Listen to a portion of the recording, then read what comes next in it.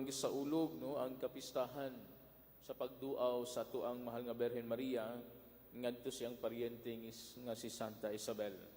Ug ato kanang nadungog diya sa ebanghelyo ni San Lucas nga ato ang gibasa karon nga kun diin si Maria human sa iyang pagdawat sa mensahe sa anghel nga si Gabriel nga siya mahimahimong inahan sa tuang manluluwas nga si Kristo o sa iyang pagkahibalo ng iyang paryente nga si Isabel unom na kabulan sa pagsabak, nagdali intahon siya sa pagduaw sa paglakaw aron sa pagduaw sa iyang paryente nga si Isabel.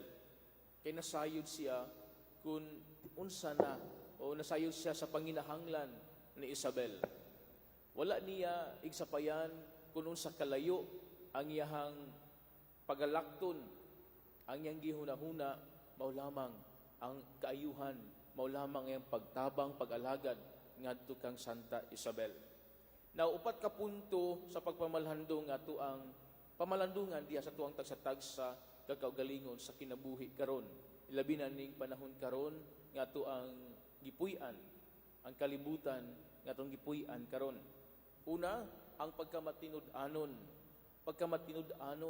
sa kasing-kasing. Sa pagduaw ni Maria, atong makita ang pagkamatinud-anon sa kasing-kasing.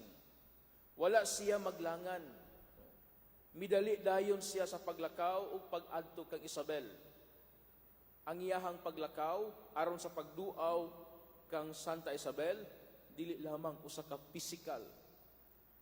Dili lamang usa ka physical kundi usa-usab ka espirituhanon nga misyon. Sa iyang pagduaw, dala usab niya ang presensya sa Dios ngadto kang Isabel. Nagsabak na siya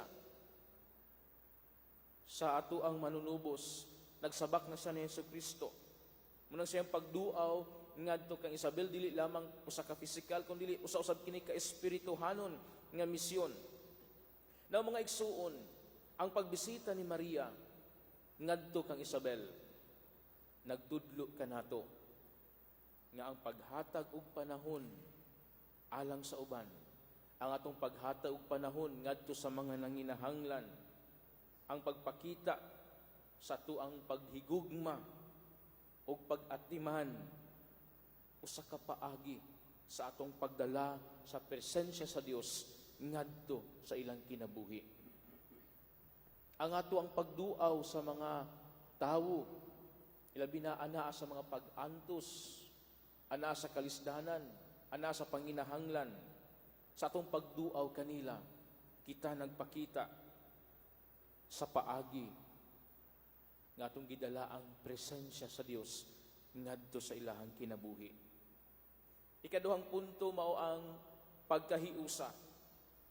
Diya sa maong paghitabo, diya sa maong kasaysayan, diya sa maong pagbisita ni Maria ngadto kang Santa Isabel, silang duha nag-ambit sa ilang mga kasinatian, sa ilang mga pag-antos, sa ilang mga kalisdanan, ug ingon man nagpaambit sa ilahang mga paglaom. Tiaw mo na si Isabel nangandoy og anak. Apan dugay kini nga gihatag sa Ginoo. Gihatag kini sa Ginoo sa dihang tigulang na siya kaayo. Sa 80 na iyang edad, 80 ka na edad, usa pa sa gitagano anak. Usa kini kada kong grasya sa Dios ngadto kanila, apan usa-usab kini kakasinatian diha sa mga kalisdanan, kasinatian diha sa mga pag-antos, apan kini nagdala og dakong paglaom. Ang ilang panag-uban naghatag og kusog sa usag-usa. Ang ilang panagtagbo naghatag og kadasig ug kusog sa usag-usa. Now mga igsuon, sa panahon karon nga atong gipuy-an,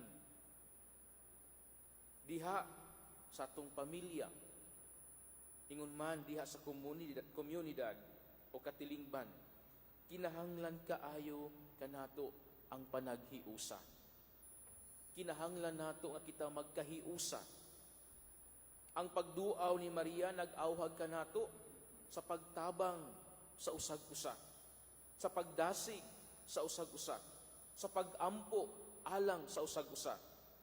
Sa mga panahon sa kalisod, panahon sa pag-antos, panahon sa kasakit o kagulanan, sa atong pamilya, sa atong mga kasilinganan, sa atong kauban, sa atong mga gipangtrabahuan, o diha sa panaghigala, ang atong presensya o suporta, uban sa dakong pagtuo, mahinungdanon gayud kaayo. Mahinungdanon diha sa katilingban. Mahinungdanon diha isip usa ka managsuon. Mao nang atong dal-on kanunay ang presensya sa Dios ngadto kanila ug makighiusa, makigtambayayon kita. Suportaan nato ang usag-usa diya sa mga kalisdanan, sa mga pag-antos, aron usab sila makakita og paglaom. Ikatulo nga punto mao ang pagdayeg sa Ginoo. Pagdayeg sa Dios. Sa pagduaw ni Maria, nag-awit siya og pagdayeg sa Ginoo. Gani gitawag kini og Magnificat. Usa ka pagdayeg, usa ka awit sa pag-ampo, sa pagpasalamat ni Maria ngadto sa Dios. Ang pagdayeg sa Ginoo, usa ka mahinungdanon gayud nga bahin diya sa atong pagtuo. Ang atong pagpasalamat ngadto sa Ginoo importante kaayo diya sa adlaw-adlaw nga pagkinabuhi. Sa atong kinabuhi, kinahanglan nato nga magmapasalamaton. Kinahanglan nato nga magmapasalamat o magpasalamat sa mga panalangin o grasya nga atong nadawat gikan sa Dios. Mga igsoon, dili unta kita magmaingrato ngadto sa Ginoo. Sa matag adlaw atong tan-awon ang mga butang nga atong angay pasalamatan sa Ginoo. Atong hinumduman that we own nothing except our sins. Ang tanan nga atong nadawat ing kalibutana, tanang mga maayong butang, ang grasya nga atong nadawat, grasya sa kinabuhi, tanan-tanan nga gipatagamtam sa Dios, iya kana sa Dios, dili atua. Ang atua lamang mao nga atuang mga kasalanan. Busa ang ngayan nga kita magadayeg sa Ginoo matag adlaw. Ang ngayan nga kita magmapasalamaton ngadto sa Dios matag adlaw sama kang Maria. Ikaupat og katapusan nga punto mao ang tawag sa pagpangalagad, ang tawag sa pagserbisyo. Sama ni Maria kita usab gitawag sa pagdala sa mensahe, sa paglaom ug gugma ngadto sa tuisig ka tawo. Dili kita magpabilin nga magtan-aw lamang sa tuang mga kaugalingong mga problema. Kitang tanan adunay mga problema. Nagkalalaing problema nga atong nasinati, nagkalalaing problema nga ato ang masagubang ining kalibutana. Apan dili kita magtan-aw lamang, mag-focus lamang sa tuang mga tagsa-tagsa ka mga problema. Kinahanglan usab kitang mutan-aw sa mga panginahanglan sa atong mga kaigsuunan. Panginahanglan sa tuisig ka tawo. Ang pagduaw ni Maria usa ka panig-ingnan sa pag-alagad o paghatag sa kaugalingon alang sa kaayuhan sa uban. Mga igsuon, sa atong pagsaulog nining maong kapistahan sa pagduaw ni Maria ngadto kang Santa Isabel, mangayo kita sa panabang sa atong mahal nga Birhen Maria nga mamahimo usab kitang sama kaniya, nga mahimong mga instrumento sa paglaom, instrumento sa panaghiusa, instrumento sa pagkamapasalamaton o pagkamadayigon ngadto sa Ginoo, ug instrumento sa pagkamaalagaron ngadto sa atong isig ka tawo.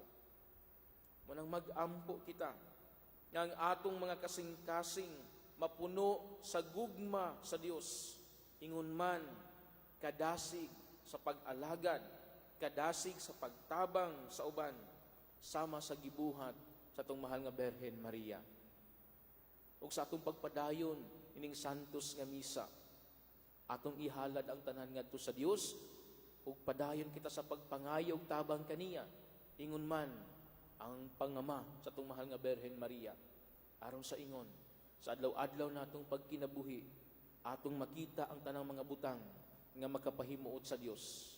Atong makita ang mga butang nga maugay magagiya kanato ngadto sa kaluwasan. O hinaot pa unta nga isip mga magtutuo, Isip mga nagdibuto ngadto kang Maria, mapuyan usab nato ang mga hiyas nga gipakita sa tumahal nga Birhen Maria sa dinhi pa sa kalibutan.